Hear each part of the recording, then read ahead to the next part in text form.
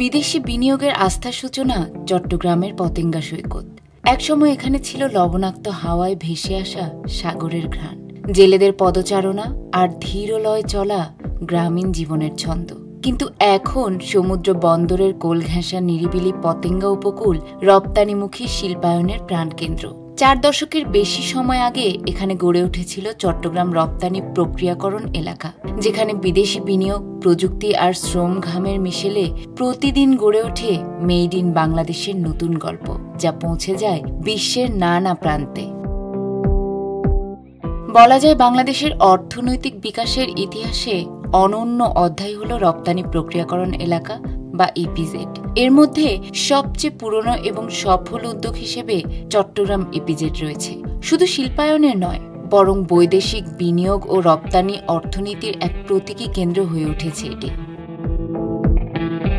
1983 সালে পতেঙ্গা এলাকার 453 একর জমিতে যাত্রা শুরু হয় চট্টগ্রাম ইপিজেডের। সে সময়ের পতেঙ্গা ছিল উপকূল ঘেঁষা আধা গ্রামীণ একটি অঞ্চল, প্রতিষ্ঠানহীন, অবকাঠামোহীন এবং বিনিয়োগকারীদের কাছে অনাকর্ষণীয়। কিন্তু কয়েক বছরের মধ্যেই এখানে গড়ে ওঠে আধুনিক কারখানা, প্রশস্ত সড়ক, আন্তর্জাতিক মানের বিদ্যুৎ ও পানি সরবরাহ ব্যবস্থা এবং শুল্কমুক্ত আমদানি রপ্তানি সুবিধা সহ একটি পূর্ণাঙ্গ শিল্পাঞ্চল। বর্তমানে এই ইপিজেডে প্লট আছে 501টি। কর্মরত শ্রমিকের সংখ্যা 1,80,000-এর বেশি। চট্টগ্রাম ইপিজেড প্রতিষ্ঠার পর গার্মেন্টস পণ্যের মাধ্যমে আমেরিকা ও ইউরোপের বাজারে বাংলাদেশের ব্র্যান্ডিং শুরু হয়। অল্প কয়েক বছরের মধ্যে এই ইপিজেডে বিশ্বের খ্যাতনামা ব্র্যান্ডের পণ্য উৎপাদন শুরু হয়, যা বিশ্ববাজারে বাংলাদেশের পরিচিতি বহুগুণ বাড়িয়ে দেয়। নতুন নতুন বিদেশি বিনিয়োগকারী আকৃষ্ট হয়ে এখানে ব্যবসা শুরু করেন। মূলত বিনিয়োগকারীদের উদ্যোগ এবং চট্টগ্রাম ইপিজেডে উৎপাদিত মানসম্মত পণ্যই বাংলাদেশকে বিশ্ববাজারে স্বতন্ত্রভাবে ব্র্যান্ডিং করেছে।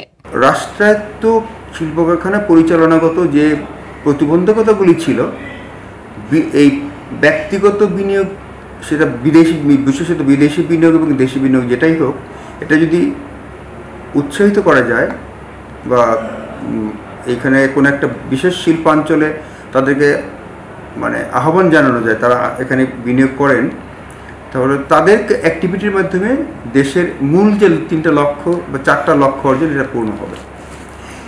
এই লক্ষ্যকে সামনে নিয়েই 1980 সনে বেবজি অ্যাক্ট পাস হয়। একই বছর বিনিয়োগের নিরাপত্তার জন্য আরও একটি আইন পাস হয়, যে আইনটার নাম হচ্ছে Bangladesh private investment promotion and protection act. যে অ্যাক্টে বলা আছে সরকার কোনোভাবেই কোনো বিনিয়োগকারীর কোনো মূলধন বা কোনো সম্পদ রাষ্ট্রায়ত্ত করতে পারবে না। 80 থেকে যাত্রা শুরু এবং 83-তে আমরা প্রথমে চিটাগাং ইপিজেড থেকে বাণিজ্যিক রপ্তানি শুরু করি, যার প্রেক্ষিতে যখন নাইকি, এডিডাস, লাপুমা, ওদিকে কনিকা মিনারেলটার মতো ক্যামেরা পার্টসের কোম্পানি বাংলাদেশে এসছে, এখানে বাংলাদেশের প্রোডাক্ট নিয়ে তাদের আরও বিভিন্ন দেশে তারা মার্কেটিং করেছে, তখন কিন্তু তাদের দেখা থেকে অন্যান্য বিনিয়োগকারীরা এসছে। তো আমি যদি চিটাগাং ইপিজেডের সাকসেসের কারণে কিন্তু আমাদের পরবর্তীতে ঢাকা ইপিজেডের গোড়াপত্তন করা হয় এবং ঢাকা ইপিজেডের কারণে কিন্তু পুরো আশুলিয়া এলাকা, ওই এলাকাটা কিন্তু এখন শিল্পাঞ্চল। 4 দশক আগে বাংলাদেশের রফতানি পণ্যের তালিকায় থাকা পাট, চা ও চামড়াকে ছাড়িয়ে গার্মেন্ট শিল্পের পত্তন হলে ইপিজেড বা ফ্রি পোর্ট দেশি বিদেশি উদ্যোক্তাদের আকৃষ্ট করে। তাদের মধ্যে অন্যতম একজন হলেন কিহাক সাং। দক্ষিণ কোরিয়ান শিল্পোদ্যোক্তা এবং ইয়াং ওয়ান কর্পোরেশনের এই প্রতিষ্ঠাতা চেয়ারম্যান পোশাক ও টেক্সটাইল শিল্পে বিশ্বব্যাপী পরিচিত।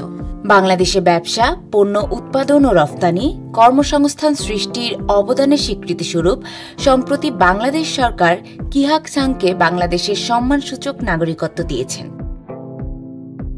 বর্তমানে চট্টগ্রাম ইপিজেডে gloves, footwear, garments accessories, cap zipper, bag, coat hanger, electronics পণ্য, চামড়াজাত দ্রব্যসহ বহুমুখী উৎপাদন কার্যক্রম চলছে।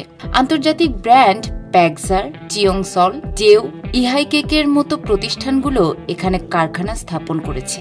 সিইপিজেড ক্যাম্পিং ফার্নিচার অর্থাৎ তাঁবু উৎপাদনের মাধ্যমে যাত্রা শুরু করলেও বর্তমানে অ্যাপারেল ও বহুমুখী ক্যাম্পিং পণ্য উৎপাদনের কাজ করছে। বিশ্বের ক্যাম্পিং পণ্যের বাজারে এইচকেডির মার্কেট শেয়ার 50%। এ ফ্যাক্টরিতে ব্যবহৃত প্রায় 90% কাঁচামাল বাংলাদেশে উৎপাদিত, যা স্থানীয় ক্ষুদ্র শিল্প ও অন্যান্য উদ্যোক্তাদের ব্যবসায়িক কর্মকাণ্ডকে শক্তিশালী করছে। চট্টগ্রাম ইপিজেডে অর্থাৎ সিইপিজেডে গড়ে ওঠা এক বাংলাদেশি প্রতিষ্ঠান বিশ্বব্যাপী ডেনিম পণ্যের বাজারে আধিপত্য তৈরি করেছে প্যাসিফিক জিন্সে। বর্তমানে প্রতিষ্ঠানটির অধীনে রয়েছে 9টি পৃথক কারখানা ও 12টি উৎপাদন ইউনিট, যেখানে কাজ করছেন প্রায় 35,000 শ্রমিক। চট্টগ্রাম ইপিজেডের আরেক জাপানি প্রতিষ্ঠান মামিয়া ওপি লিমিটেড গল্ফ শ্যাফট উৎপাদনের জন্য বিশ্বব্যাপী পরিচিত।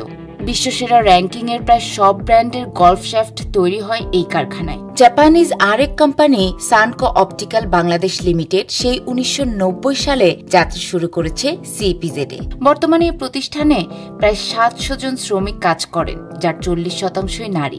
একসময় বিশ্বসেরা নাইকন, সনি, মিনোল্টা, কোনিকা ও অলিম্পাস ব্র্যান্ডের ক্যামেরার লেন্স তৈরি হতো সানকোর কারখানায়। ডিজিটাল প্রযুক্তির বিবর্তনে ক্যামেরার লেন্সের চাহিদা কমে আসায় প্রতিষ্ঠানটি ক্লোজ সার্কিট ক্যামেরা, ফটোকপিয়ার সহ বিভিন্ন ধরনের লেন্স তৈরিতে মনোযোগ দেয়।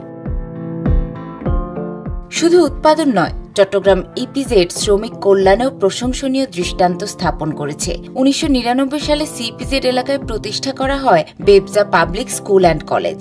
প্রতিষ্ঠানে মোট শিক্ষার্থী 2700, যেখানে শ্রমিক কর্মচারীদের সন্তানরা 50% ছাড়ে পড়াশোনা করতে পারে। এছাড়াও শ্রমিকরা বেবজা হাসপাতাল থেকে ফ্রি চিকিৎসার সুবিধাও পান। অর্থনৈতিক দিক থেকে চট্টগ্রাম ইপিজেডের অবদান অনস্বীকার্য। প্রতিষ্ঠার পর থেকে শুরু করে এখান থেকে রপ্তানির মোট পরিমাণ 45 বিলিয়ন মার্কিন ডলার ছাড়িয়েছে। বিদেশি প্রত্যক্ষ বিনিয়োগ আকর্ষণের ক্ষেত্রেও এর অবস্থান শীর্ষে। এখানে উৎপাদিত পণ্য বিশ্বের 130টিরও বেশি দেশে রফতানি হচ্ছে। চট্টগ্রাম ইপিজেড কেবল একটি শিল্পাঞ্চল নয়, বরং বাংলাদেশের রফতানি অর্থনীতির একটি উজ্জ্বল প্রতীক।